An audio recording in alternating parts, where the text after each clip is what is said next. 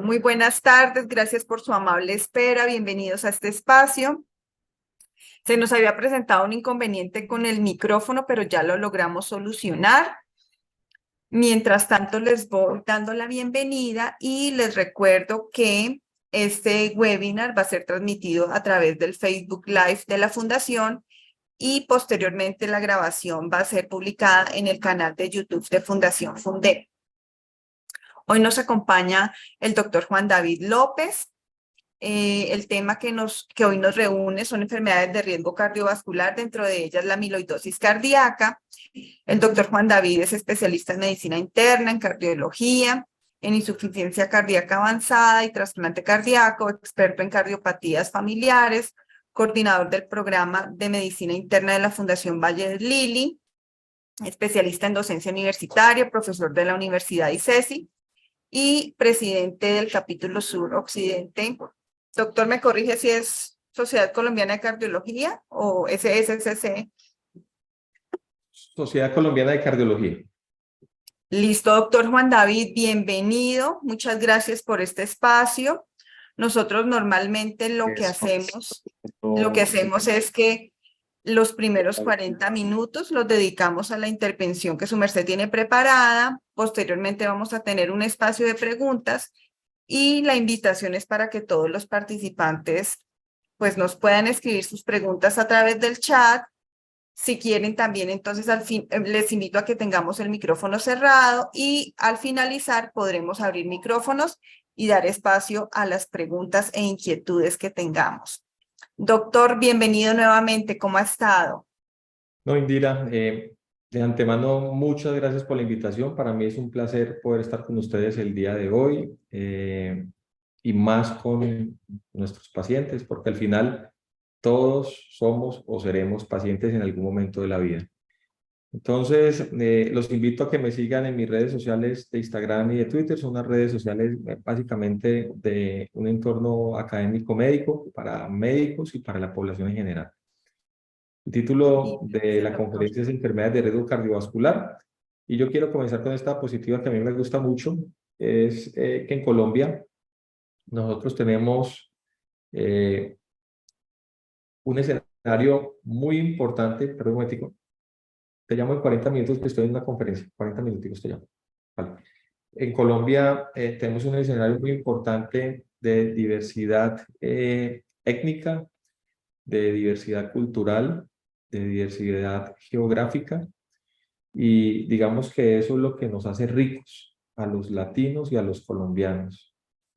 Todas estas caras son las caras de nuestra juventud, con anhelo de tener una vida con buena salud, con un buen entorno familiar y con las posibilidades sociales mínimas que cualquier ser humano debe tener y tiene derecho a tener.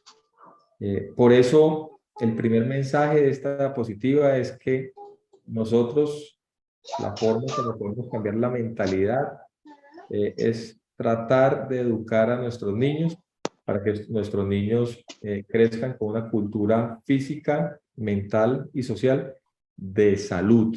¿Qué significa eso? De autocuidado, de alimentación saludable, de estilos de vida saludable y de pensamientos positivos. A veces nosotros le generamos mucha culpa a los otros, o sea, al gobierno, a los alcaldes, a los gobernadores, al Estado, pero definitivamente los cambios están en nosotros mismos y ese cambio es educación, que no necesariamente es pedagogía, sino educación de poder tener una familia sana y saludable con mentalidad de que nuestros niños puedan tener ese escenario como tal. Y ya luego viene la integración con lo social y con el Estado, que también hace parte muy importante del aspecto de la salud y de la salubridad. Por eso, estos niños son el presente y el futuro y están en todo nuestro país. Entonces, cuando hablo de enfermedades de riesgo cardiovascular, la primera que me gusta hablar siempre es la hipertensión, conocida como la presión arterial elevada, en el término coloquial en la calle. Yo la llamo el principal factor de riesgo cardiovascular. Significa que es una enfermedad que tiene una serie de signos y síntomas que puede llevar a complicaciones cardiovasculares. Y la llamo la muerte silenciosa. Miren ese corazón tan bonito, como con una cura. La llamo que la muerte silenciosa porque la hipertensión es la principal causa de muerte atribuible del planeta por encima de cualquier otra condición, por encima de enfermedades infecciosas, por encima de enfermedades oncológicas o de cánceres, de condiciones sanitarias insatisfechas o de otros factores de riesgo cardiovascular, como la diabetes, que es el azúcar elevado en la sangre, o como el colesterol elevado, que lo llamamos dislipidemia, o como el sobrepeso, la obesidad, o como otros factores de riesgo. Entonces, escenario número 1 es contarles que siempre que ustedes tengan familiares o algunos de ustedes tengan tendencia a tener cifras de tensión arterial en el rango de hipertensión, deben buscar a las personas facultativas, a los trabajadores de salud que tienen una formación y que les pueden ayudar en este escenario. La segunda enfermedad, que es muy importante y que es el segundo factor de riesgo cardiovascular que llega a sumar, es el azúcar elevado. Lo llamamos la diabetes. Generalmente es la diabetes del adulto, o sea, la diabetes mellitus tipo 2, que está asociado en algunos escenarios a muchos factores. Por ejemplo, al antecedente familiar de diabetes mellitus, pero está asociado también a factores que hemos ido adquiriendo en el tiempo: sobrepeso, obesidad, malas conductas de ingesta de alimentos con alta carga de carbohidratos, sedentarismo, no actividad física de intensidad moderada, tabaquismo activo, entre otros. La diabetes mellitus es una enfermedad que inflama con el tiempo los vasos, sobre todo las arterias. Entonces produce una serie de complicaciones que se llaman las complicaciones macrovasculares, quiere decir de los grandes vasos, como la enfermedad cardíaca coronaria, por ejemplo, ¿sí? O la enfermedad de las grandes arterias, como la enfermedad arterial periférica. Y también puede producir enfermedad microvascular, que es la que nos da en la retina, o sea, a nivel de los ojos, la que nos da en el glomérulo renal, en el riñón, la que nos da en los nervios periféricos, la neuropatía, generalmente en extremidades superiores e inferiores. Entonces, ya tenemos dos factores de riesgo de salud cardiovascular, que es la hipertensión, que nos lleva a un empeoramiento de la salud cardiovascular, y la diabetes mellitus, que nos lleva a un empeoramiento de la salud cardiovascular. El tercer escenario muy importante es la dislipidemia. La dislipidemia es lo que ustedes conocen como colesterol elevado, como triglicéridos elevados, como colesterol bueno muy alto y colesterol malo muy elevado, por ejemplo. Y el término médico es dislipidemia, y sabemos que es el tercer factor de riesgo más importante, y que cuando una persona tiene colesterol elevado a expensas del colesterol malo, del LDL, el de baja densidad, casi la mitad de la población que sufre en algún momento un infarto están asociados a eso, a la dislipidemia. Entonces ustedes van a ver aquí una grafiquita con unos números a la izquierda y con unas variables abajo. Las variables son lípidos elevados, obesidad abdominal, que es lo que llamamos el síndrome metabólico, hipertensión arterial y diabetes. Y van a ver que cuando una persona se infarta, la principal causa que puede llevar a un infarto casi en la mitad de las personas es el colesterol elevado. Pero también tienen otras comorbilidades: la presión elevada, el azúcar elevada y el sobrepeso y la obesidad. Por lo tanto, el llamado a la acción es que siempre debemos consultar, por lo menos hasta que tengamos un buen sistema de salud, en los sitios donde estamos preparados y entrenados los trabajadores de salud para hacer intervenciones adecuadas, para tratar de modificar ese riesgo cardiovascular elevado del paciente. Este es un estudio que yo le muestro a los médicos y a la población en general de pacientes, que se llama el estudio Carmela. Este estudio Carmela se hizo hace varios años ya en varias ciudades latinoamericanas, y se trató de identificar cómo vive la gente, cuáles son los factores de riesgo tradicionales de la gente.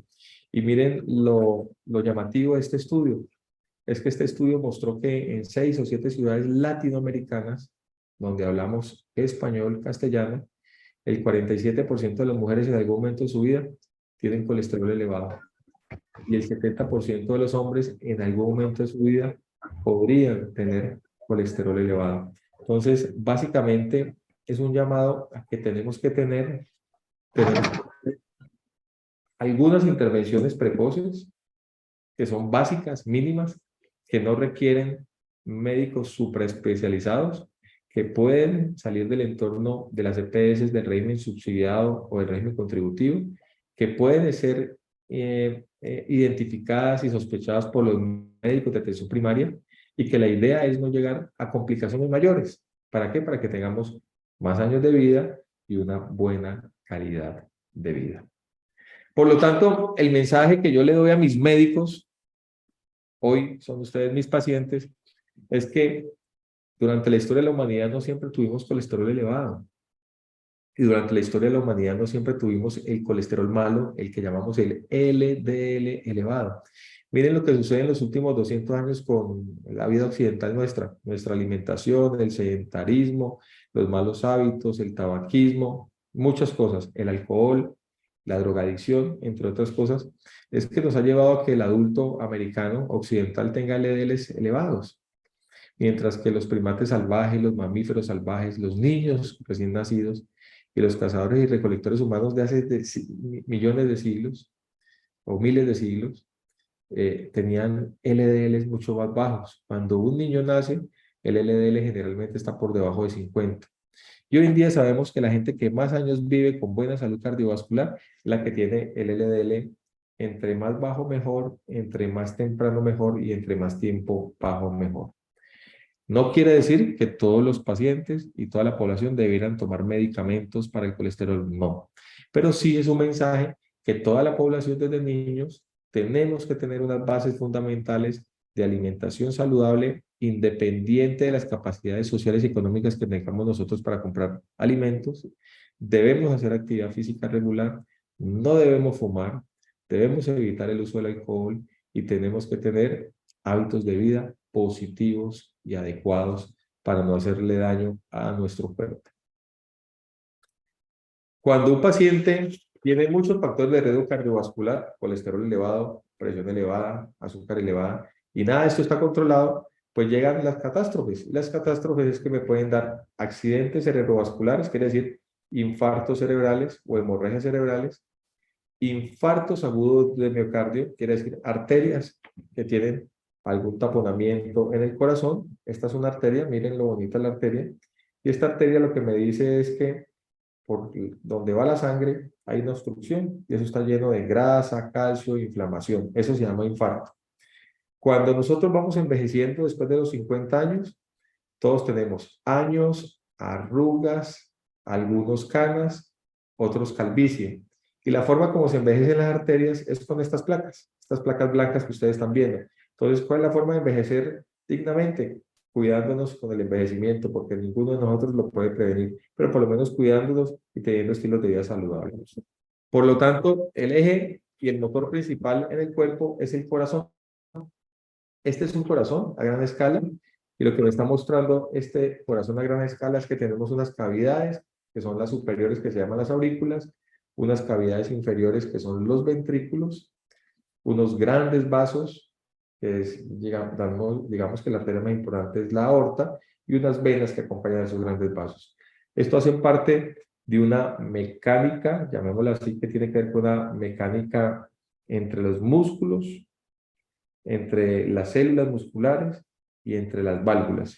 Y hay una mecánica que tiene que ver con la parte hemodinámica y vascular, que es la circulación de la sangre en el corazón, que se da por arterias, coronaria derecha, descendente anterior, circunfleja y la aorta. Y hay otro escenario fisiológico que es la electricidad. El corazón siempre va a tener electricidad y el eje vectorial del corazón va de arriba a abajo, de derecha a izquierda, de adelante hacia atrás. Quiere decir que el corazón es la suma de circulación arterial, electricidad y una hemodinamia de volúmenes y de presión. Cuando se tapan las arterias en el corazón, pueden llegar los eventos cardiovasculares, que es el infarto, y ya de entrada sabemos que en algunos estudios, un infarto agudo del miocardio puede costar 17 años de vida útil en un paciente. ¿Qué sabemos de la enfermedad cardiovascular en Latinoamérica? Pues muy sencillo, que es la principal causa de muerte cardiovascular en Colombia, por encima de la violencia, que el 25% de las muertes son de origen cardiovascular, que puede haber muertes de 107 muertes por cada 100.000 habitantes, casi cercano a las muertes que están sucediendo en algunas ciudades de Cali con este estado de inseguridad en el que estamos. Y el total de las muertes por enfermedad cardiovascular en Colombia, el 56% son por enfermedad cardíaca isquémica y el 30% por enfermedad cerebrovascular. También sabemos que esa situación cardiovascular o de enfermedad cardiovascular en Colombia, los pacientes con enfermedad coronaria, o sea, los que ya están enfermos de las arterias, deben tener LDLs bajitos y muy poquitos están en las metas del LDL. Sabemos que muchos de estos pacientes se hospitalizan en nuestros hospitales y clínicas, que eso produce una carga importante económica para el sistema de salud, pero que estos pacientes tienen que ser muy bien atendidos en las grandes instituciones que tenemos en Colombia, sobre todo las de nivel 3-4, que son como hasta el momento caracterizadas como las mejores instituciones de Latinoamérica. Cuando uno observa el ranking latinoamericano de las 10 mejores clínicas, creo que tenemos 3 o 4 son colombianas, o sea, un porcentaje importante, y la número 1 está en Colombia, es la Fundación Valle del Lili en Cali, es un centro de excelencia donde tratamos de hacer lo mejor por nuestros pacientes. Por eso es importante tratar de mejorar nuestro sistema de salud, pero no de eliminarlo y acabarlo, simplemente de ajustar los cambios positivos que requiere el sistema. ¿Por qué? Porque en Colombia sabemos que los costos de la enfermedad cardiovascular, cuando hacemos planes estratégicos al 2035, van en una curva ascendente. Quiere decir que se está multiplicando en miles de millones de pesos. ¿Por qué? Porque la pirámide poblacional se está invirtiendo. ¿Qué significa eso? Que cada vez la gente va a vivir más años, cada vez la gente va a tener mayor autocuidado, cada vez el avance de la medicina va a llevar a que los pacientes puedan mejorar un poco su esperanza de vida. Y al mejorar la esperanza de vida, ¿qué vienen? Las enfermedades cardiovasculares. Adicionalmente, sabemos que si uno le enseña a los niños de la primera diapositiva, todas esas caras bonitas que ustedes vieron de niños con muchas etnias y con mucha diversidad en Colombia, desde la Guajira hasta el Amazonas, si uno le enseña a estos niños que de chiquitos se cuiden y que de chiquitos traten de tener un autocuidado y que tengan el colesterol bajito, por ejemplo, con buenas alimentaciones y con actividad física buena y sin fumar y sin uso de sustancias externas como la cocaína, que es muy inflamatoria para las arterias, estos niños van a vivir mucho tiempo porque van a tener el LDL, o sea, el colesterol malo, mucho más bajo y van a tener mejor salud cardiovascular. ¿Cuál es el enfoque que ustedes tienen que conocer como pacientes? Que en nuestro sistema de salud hay una prevención primaria, secundaria y terciaria. Prevención primaria es tratar de hacer unas estrategias clínicas o no, farmacológicas o no, de estilos de vida que nos lleven a que no desarrollemos una condición que podríamos resolver. Entonces, por ejemplo, las estrategias de prevención primaria en salud pública en Colombia son el tamizaje del cáncer uterino en las mujeres, el tamizaje de cáncer de próstata en los hombres, el tamizaje de cáncer de seno en la mujer. Y ya la prevención es cuando hay enfermedades como la hipertensión, el colesterol, los triglicéridos, la obesidad, y que requieren una serie de intervenciones farmacológicas o no farmacológicas que otros médicos de salud de nivel primario o secundario para tratar de mejorar esos pacientes que tengan compromiso de órganos, enfermedades catastróficas, enfermedades que los lleven posteriores o muertes. Y la los centros que tenemos muy buenas instituciones en todas las ciudades y está desde el punto de los pacientes que ya tienen compromiso de algún órgano blanco que está asociado a enfermedad. Por eso la prevención primaria es muy importante, que es la población general, que son todos los pacientes en Doctor, algún discúlpeme un momento, y momentico, yo lo esta estoy escuchando actividad de entrecortado. ¿Están escuchando entrecortado?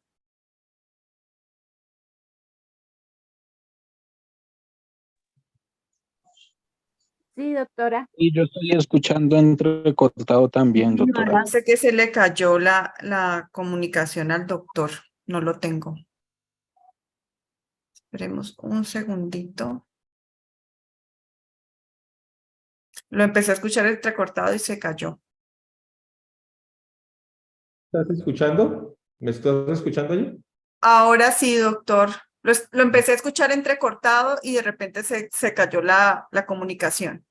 Listo, entonces vuelvo allí. Entonces, las estrategias de prevención primaria son estas, las que estamos haciendo aquí nosotros, y es tratar de dar una información clara, sencilla a la población general, de tratar de explicarles cómo podemos prevenir diferentes enfermedades, en este caso, enfermedades de heredo cardiovascular. Y miren lo bonito de esta fotografía. Esta es una fotografía de nuestra institución y tenemos el niño chiquitico o la niña chiquitica en compañía de su mamá, con múltiples personas de diferentes edades, tratando de tener una información clara de cómo debemos tratar de prevenir las progresiones de nuestra enfermedad. Por eso tenemos que cambiar esa conducta, la conducta occidental de la comida al lado de la cama, de la comida al lado del mesón, del asiento, el televisor, nuestras telenovelas, nuestros programas de música y el cigarrillo, la obesidad. Cuando uno tiene mucha obesidad, que generalmente a veces no es tanto de origen familiar ni genético, sino de origen de malas conductas, pues la obesidad es el sinónimo de inflamación. La persona que tiene sobrepeso, sobre todo con obesidad, pues tiene tendencia a tener colesterol elevado, a tener azúcar elevada y a tener presión elevada. Por eso es muy importante enseñarle a los niños desde chiquito que esto no debe hacerse, para que los niños no estén a todas horas pegados al televisor. Mejor enseñarles que lean un libro, que hagan actividad física o que traten de hacer cosas que les enseñan en la casa o en los colegios de manera positiva. La prevención secundaria es vigilar. Vigilemos al paciente obeso, vigilemos al paciente con azúcar elevado, vigilemos la presión arterial, vigilemos el perfil lipídico para valorar cómo está el colesterol y triglicéridos. Y la prevención terciaria es tratemos. Ya le dio un accidente cerebrovascular, tratémoslo. Tiene una ceguera por retinopatía, pues ayudémosle a rehabilitarse. Tiene enfermedad coronaria con infarto, demos el tratamiento ideal y los procedimientos adecuados de acuerdo a la evidencia. Tiene una enfermedad renal crónica, tratemos de que no progrese a diálisis. Tiene enfermedad en las arterias, tratemos de que no progresen a amputaciones en las extremidades. Por eso ese plan de cuidados en prevención secundaria y terciaria es muy importante. Y eso lo hacemos nosotros, los que hemos estudiado muchos años, con enfermeras, con auxiliares, con terapeutas y con médicos, desde la atención primaria hasta la atención más especializada. Y lo que estamos haciendo en ese escenario, básicamente, es tratar de mejorar la calidad de vida de nuestros pacientes y mejorar la sobrevida. Y ahora llega un escenario muy importante y son esas enfermedades que llaman huérfanas, que a mí no me gusta tanto el término enfermedades raras, que son algunas cardiopatías familiares, pero que dentro de ese escenario de las cardiopatías están las del músculo cardíaco, que pueden comprometerlas en función y en estructura, llamémoslo así. Y esas miocardiopatías para mí son muy importantes como médico. Estas conferencias generalmente son para pacientes y para médicos, ¿sí? Y es tratar de explicarle que cuando nosotros tenemos un paciente con una miocardiopatía, no estamos tratando un paciente, sino toda una familia. Ustedes van a ver acá toda una cohorte familiar de primera, segunda y tercera generación, donde todos ellos son longilíneos, manos muy grandes, extremidades superiores e inferiores muy grandes y un aspecto especial en las caras. Esto se llama el síndrome de Marfan. El síndrome de Marfan está asociado a unas malformaciones en la arteria aorta, a unas malformaciones en la válvula mitral y en algunos escenarios, si no se intervienen rápidamente, si no identificamos que es una enfermedad de origen genético, que alguna parte de la herencia la pueden tener, hasta el 50% de la cohorte familiar en primera línea y en segunda línea, pues se pueden morir tempranos, sobre todo por rupturas de la aorta.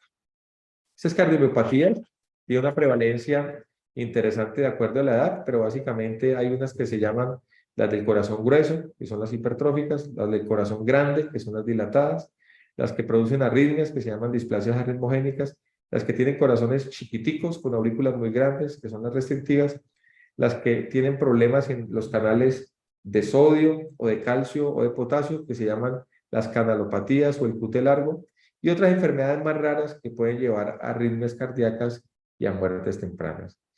Yo le calculaba que en Colombia puede haber 48.258.494 personas, aunque yo creo que esto ha aumentado en los últimos años. Y si yo calculo, de acuerdo a la prevalencia que hay en los registros poblacionales en el mundo, tenemos un número importante de personas que pueden tener estas condiciones y que hacen parte de subregistros.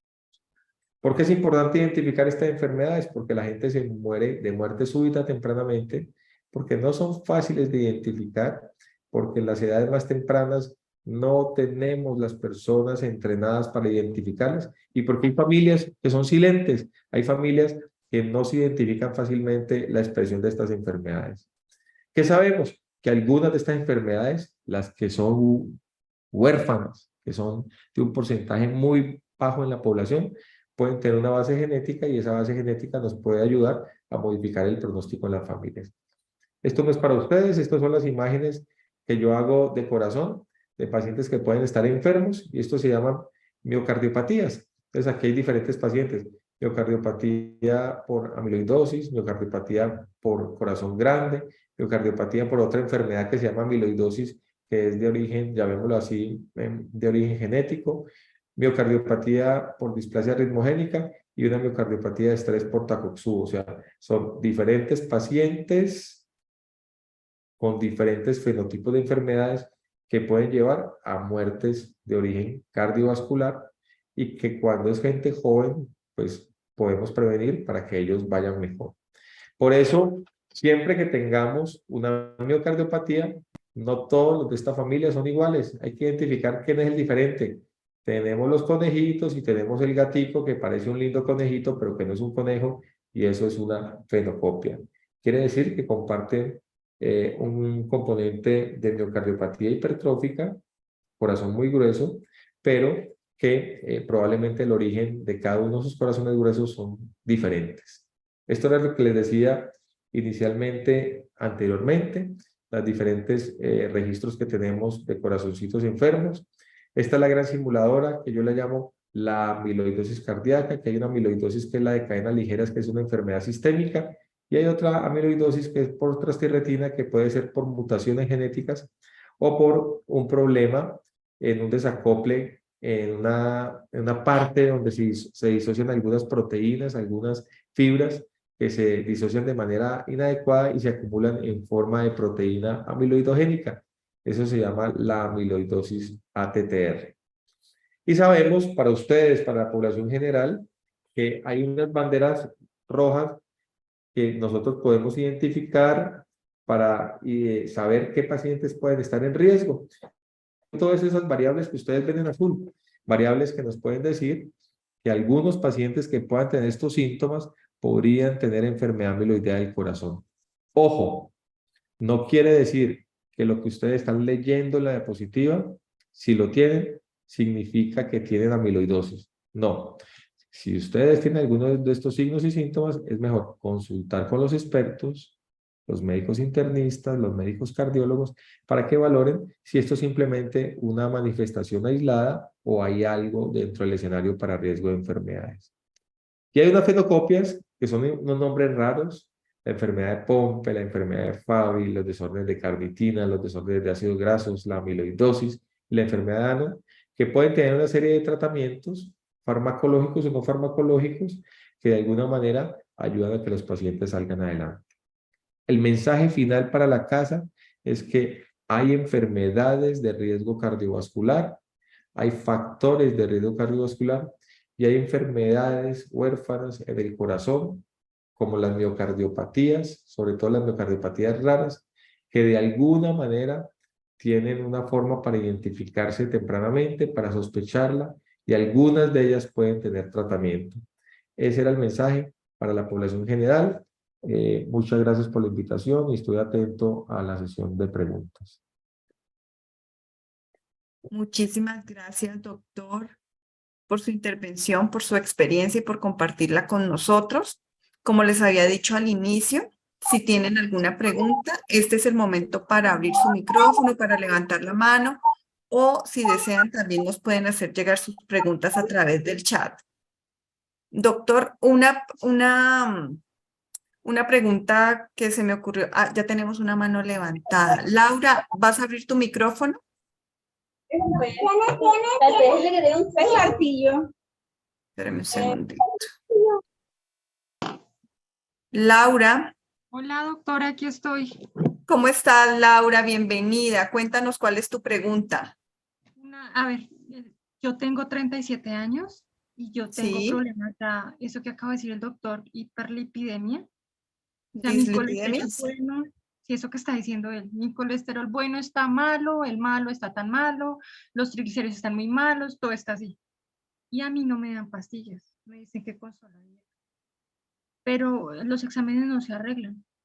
No, entonces hay un escenario, Laura, completamente diferente y es que hay algunas personas jóvenes que tienen una tendencia genética a poder tener hiperlipidemia o dislipidemia.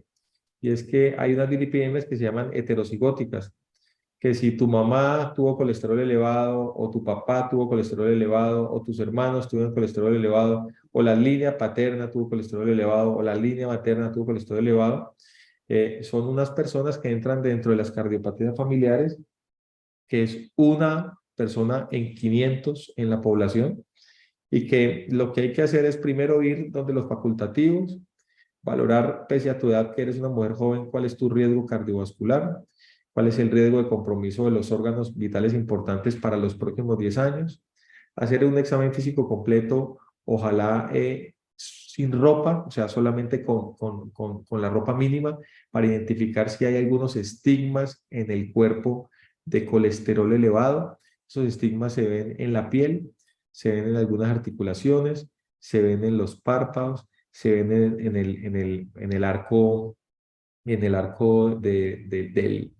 ojo, llamémoslo así. Y de acuerdo a eso y a los valores históricos del LDL, uno define estudios adicionales y define si hace intervenciones tempranas. Por eso mostré la gráfica del LDL, entre más bajo mejor, para que cuando llegues a los 50, 60, 70 años puedas tener una salud cardiovascular adecuada. Entonces, hay algunos pacientes que tienen HDL bajo, que tienen LDL elevado, que probablemente no van a tomar medicamentos desde jóvenes, menos en mujeres menores de 40 años. Pero hay otras mujeres de menores de 40 años que si el LDL es persistentemente elevado por encima de 190, el HDL está por debajo de 30, los triglicéridos están por encima de 400, esos pacientes, así se vean muy sanos por fuera, hay que darles tratamiento farmacológico a tiempo para que puedan tener buena salud cardiovascular. Gracias, doctor. Mil gracias, Laura, por tu pregunta. ¿Alguien más tiene alguna inquietud? Doctor, yo estaba por preguntarle a su merced algo de lo que mencionó al final, ¿sí? Que hay enfermedades cardiovasculares, riesgos cardiovasculares.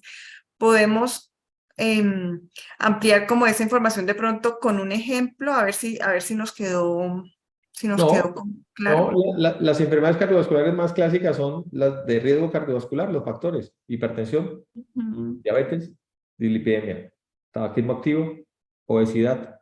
Son las enfermedades de riesgo cardiovascular, que son factores de riesgo cardiovascular. Cuando ya hay compromiso de órgano blanco cardiovascular, son el infarto agudo de miocardio, el accidente cerebrovascular isquémico o hemorrágico, la enfermedad renal crónica, la retinopatía asociada a enfermedad vascular, la enfermedad arterial periférica, que son las arterias con enfermedad, con placas y con grasa. Esos son los grandes compromisos de órgano blanco.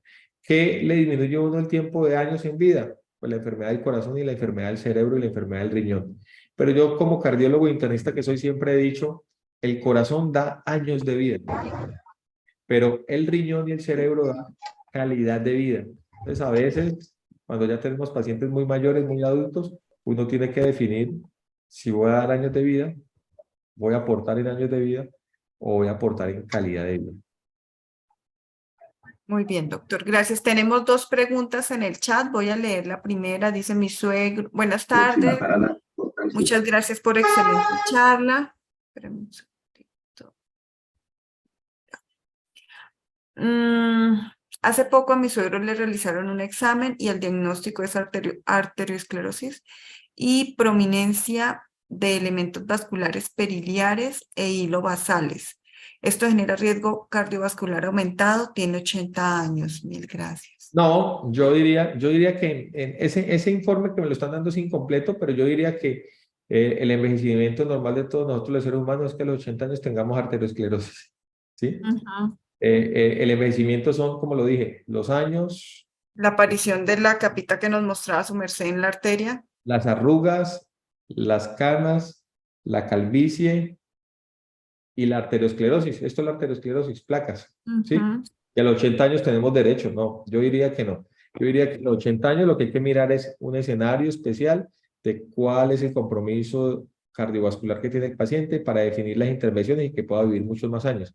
Pero a los 80 años eso lo esperado en cualquiera de nosotros los seres humanos, por lo menos en pleno siglo XXI. Perfecto, doctor. La siguiente pregunta que tenemos en el chat dice, ¿cuáles son los valores óptimos para el LDL y el HDL? Listo, lo ideal es que tengamos en una población general sana, LDL menor de 130. En una población con algunos factores de riesgo, 1 o 2, LDL menor de 116. En pacientes diabéticos, LDL menor de 70. Y en pacientes con compromiso de enfermedad coronaria, enfermedad cerebrovascular y otros compromisos, LDL menor de 55. Ese es como el escenario. ¿Y para el HDL? El HDL es como uno nació. Los que tenemos HDL bajito lo vamos a tener bajito el resto de la vida. Y los que los tenemos alto lo vamos a tener alto el resto de la vida. Lo ideal es tener un HDL cercano a 50. Pero el HDL no se sube ni con ejercicio, ni con dieta, ni con actividad sexual, ni con vino de dieta mediterránea todas las noches. El HDL se modifica con todas estas conductas que le acabo de decir, 10 o 15%, y el resto fue lo que nos tocó de genética. Ya por allá se rió Laura. Sí. Sí, porque la famosa copa de vino al día o bueno, actividad física y demás, pues pueden ser como mitos simplemente, pero no son realidad. Xiomari también se rió. No, nos enseñaron hace algunos años los mensajes era haga actividad física todos los días, tenga actividad sexual 3 veces a la semana, no fume y tómese una copa de vino de vez en cuando y eso le sube el HDL. No, esas conductas todas las que acabo de decir son buenas. Ojo, la actividad física es buena, la actividad sexual es buena. El vino ocasionalmente es bueno, pero una cosa es el vino ocasional y otra cosa es el licor frecuente, que no debemos utilizar licor. Y esas actividades, esas conductas son buenas para la salud cardiovascular, pero no para el HDL. Perfecto, doctor. Hay una pregunta más en el chat y dice, buenas tardes, si llevo tomando enalapril por más de 15 años, ¿ese medicamento es por toda la vida? Pues no sé por qué estás tomando enalapril, pero me imagino que es por hipertensión arterial. Yo diría que si tu hipertensión arterial en los últimos 15 años ha estado controlada, el riñón está estable, el corazón se ha comportado bien, no has tenido accidentes cerebrovasculares, estás en metas de presión arterial, pues la idea es, debes tomarlo por toda la vida. Perfecto, doctor. Aquí nos agradecen la respuesta a las preguntas. ¿Alguien más tiene algún otro comentario? Doctor, yo pues pienso que estamos llegando al momento de cierre del webinar. No quiero que terminemos pues sin antes agradecerle a su merced por su participación, por su tiempo que dedica pues para nosotros. Nosotros desde Fundación Funden siempre promovemos estos espacios con el ánimo de aumentar el conocimiento que tienen los pacientes acerca de la importancia del cuidado de su salud y pues finalmente el cuidado de la salud es algo muy personal y qué bueno que nosotros seamos promotores de buenos hábitos en nuestras familias, en nuestras casas, con nuestros hijos. Lo que su merced mencionaba de que, por ejemplo, a la hora de comer no lo hagamos frente a pantallas, frente a televisión, que estemos pendientes del peso corporal, pues para que sea el saludable y el recomendable de acuerdo a la estatura de cada persona. También invitarlos, pues el doctor al principio mencionó las redes sociales en las que comparte también pues información acerca de cuidados para la salud cardiovascular. Yo también los invito a que nos sigan en las redes sociales de Fundación Funden. Allí siempre estamos publicando las invitaciones a las diferentes actividades que hacemos, como esta, por ejemplo. Estamos en Instagram, en Facebook, en YouTube como Fundación Funden. Gracias a todas las personas que nos acompañaron, que se conectan, que sacan tiempito para aumentar su conocimiento, y qué bueno que el día de mañana pues puedan replicar esta información con otras personas de sus familias o amigos. Esta grabación va a estar publicada en el canal de YouTube de la Fundación Funden. Si más adelante la quieren compartir o la quieren volver a ver, ahí va a estar disponible. No sé, no tenemos más preguntas, doctor. Nadie tiene la manito levantada. No, perfecto. Quiero agradecer la presencia. La verdad, pensé que no iba a llegar a la conferencia porque tuve algunas complicaciones médicas de pacientes, pero bueno, para mí es un placer poder estar con nuestros pacientes, con la comunidad en general, y hasta una próxima oportunidad. Muchas gracias a ti por todo, Indira. Bueno, Con todo gusto, doctor. Muchísimas gracias. Una feliz noche para todos. Cuídense mucho, que estén muy bien. gracias a la Fundación, gracias a la Fundación. Mil Bueno, gracias, doctora, a su merced y a los bueno, asistentes. hasta luego. Gracias. Hasta luego, doctor.